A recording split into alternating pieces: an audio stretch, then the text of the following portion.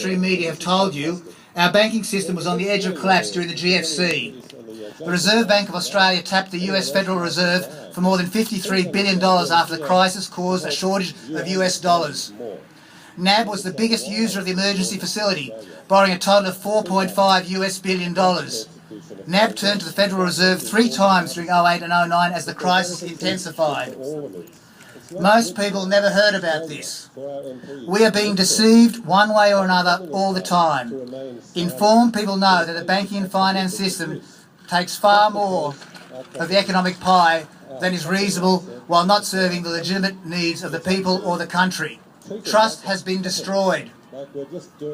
Lack of trust in our banks and governments will inevitably lead to political instability, economic stagnation, and will contribute to the next financial crisis. Too much has been stolen from too many for too long.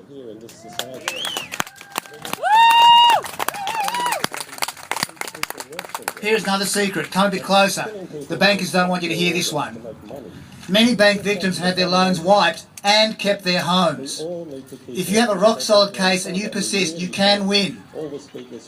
But the banks will only settle with you if you stay quiet. Their lawyers will try to gag you. Since this journey began, I've talked to and helped many people who have been treated extremely badly by bankers, lawyers and liquidators. I've learned that stripping people of their hard-earned assets is actually thought of as a legitimate business activity by what is rapidly becoming known as the parasite class. Today we come to tell Malcolm Turnbull and his colleagues the truth about the banking and finance system. Some who couldn't make it to Canberra are right now petitioning and rallying in front of the electoral offices of MPs around the country. You know that something is wrong with the way many of us are living. People used to be able to look after their family's needs with one income. Now you need 2 or more incomes and a handful of credit cards. How convenient for the corporate sector, particularly the banks.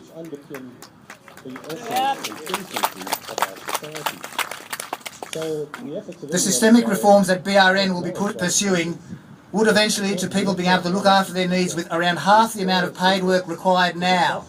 It's hard to believe, but it's true. That's how much we're being ripped off. Now here's another secret. The elite don't want you to have that sort of free time, because more of you would have time to attend rallies like this one.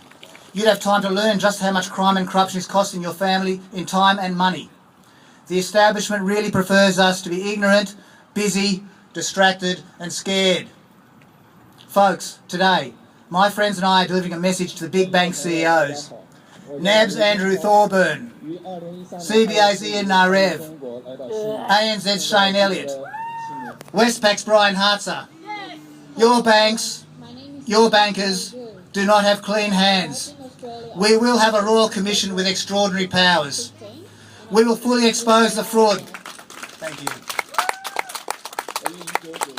We will fully expose the fraud, forgery, deception involved in your business models, contract fraud, insurance rip-offs, rate rigging and financial planning abuses, bonus systems that encourage staff to work against the customer's interests, loan application fraud that infects enough full doc, yes, full doc, loans to cause $100 billion of toxic debt, the credit creation Ponzi scheme that transfers our country's wealth to the criminal banking cartel.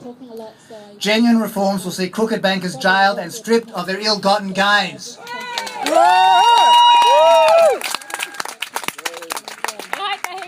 After we finish here, it will be clearer to all of you.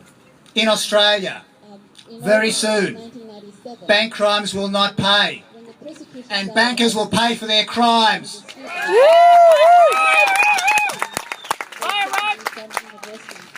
We have some amazing speakers here for you today. Victims and experts in the abuses that banks have been profiting from and getting away with for many years. Susie has told you her story about CBA. She's a champ and BRN has backed her to the hilt. You can get more information about us at bankreformnow.com.au, where you can sign petitions and participate in building this campaign. Another champ I would like to introduce you to now is Faye Andrews.